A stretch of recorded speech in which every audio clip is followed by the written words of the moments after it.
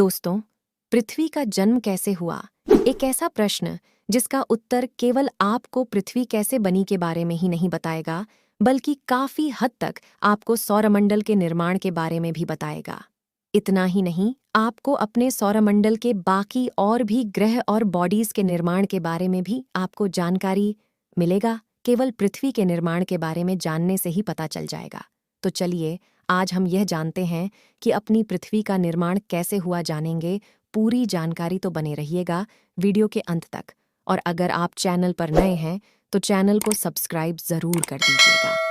दोस्तों, हमारी पृथ्वी सूर्य से क्रम में तीसरे नंबर पर आती है और हमारी पृथ्वी ही सौरमंडल का एकमात्र ऐसा ग्रह है जहां पर जीवन संभव है। हमारी पृथ्वी एक स्थलीय ग्रह है।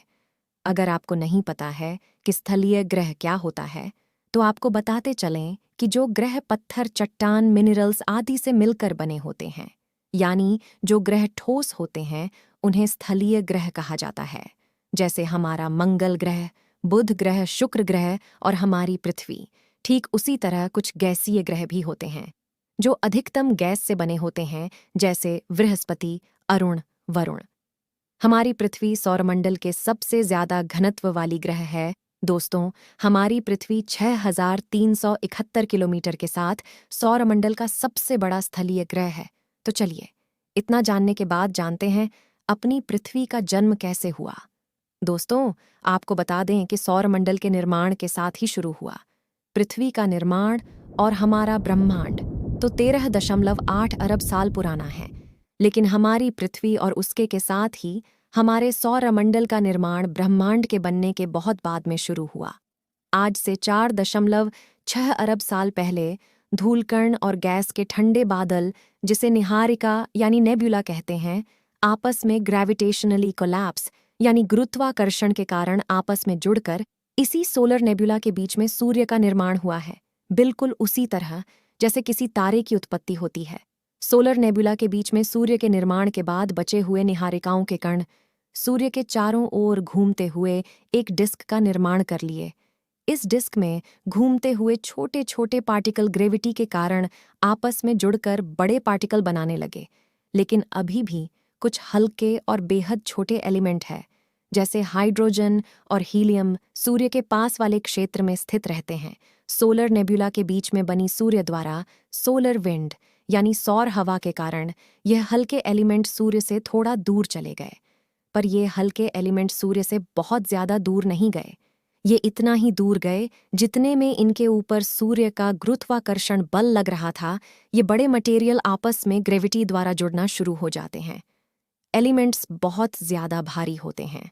वह सबसे पहले आपस में जुड़कर टेरेस्ट्रियल प्लैनेट्स यानी स्थलीय ग्रह का कोर बनाते हैं।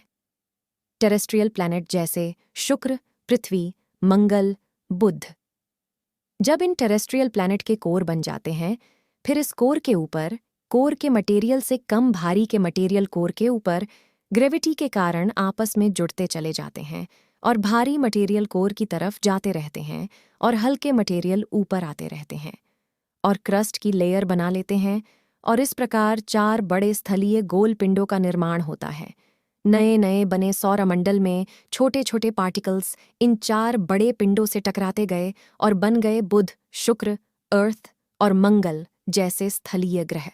लेकिन यहाँ हम धरती के जन्म की बात करेंगे, इसलिए बाकी के ग्रह की उत्पत्ति की बात हम नहीं करते हैं, सीधे पृथ्वी पर ही आते हैं। अब यहाँ तक आप पृथ्वी के ढांचे के निर्माण को तो समझ ही गए होंगे। निरंतर पिंडों के टकराव के बाद एक समय ऐसा आया जब धरती से मटेरियल का टकराव बंद हो गया। नई नई बनी अर्थ काफी गर्म थी। धीरे धीरे समय बीतने के साथ पृथ्वी ठंडी होनी शुरू हो गई। पृथ्वी ने ग्रेविटी से कुछ गैसेस को अपनी ओर आकर्षित कर धरती के बाहरी लेयर का निर्माण किया। पृथ्वी के क्रस्ट के नीचे मैंटल की लेयर में टेक्टोनिक प्लेट्स के टकराव और घर्षण से बड़े बड़े पहाड़ और ज्वालामुखियों का निर्माण हुआ और इन्हीं ज्वालामुखी से निकलने वाले गैस ने पृथ्वी के वातावरण को बनाया।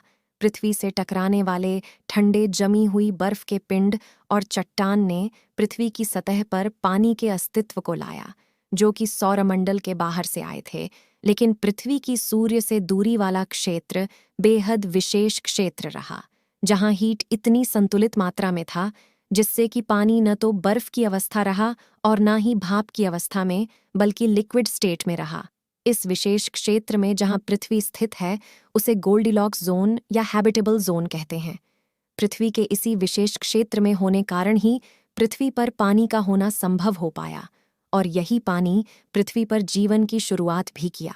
ऐसा माना जाता है कि शुरुआती दिनों में पृथ्वी से मंगल के आकार का एक ग्रह टकराया था, जिसका नाम थिया, और पृथ्वी के टकराव से अंतरिक्ष में मलबे के इकट्ठा होने से चंद्रमा का निर्माण हुआ, और इसी टकराव से धरती अपने अक्ष पर 23.4 डिग्री तक झुक गई, जिससे पृथ्वी पर मौसम में बदलाव आना शुरू हुआ।